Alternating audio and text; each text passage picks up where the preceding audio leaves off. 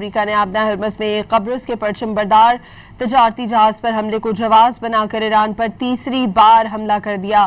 امریکی حملوں کے بعد جنوبی ایران میں کم از کم 9 شہر دھماکوں سے گونج اٹھے۔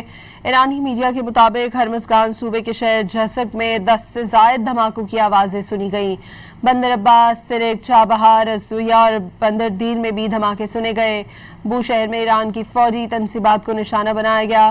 خوزستان صوبے، ماہ شہر، ہندجان اور آبادان میں بھی دھماکے ہوئے، جس کے بعد شہر بندر میں ماہ شہر میں ایرانی فضائی دفاعی نظام کو فعال کر دیا گیا۔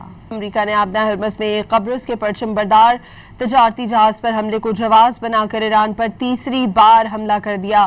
امریکی حملوں کے بعد جنوبی ایران میں کم از کم 9 شہر دھماکوں سے گونج اٹھے۔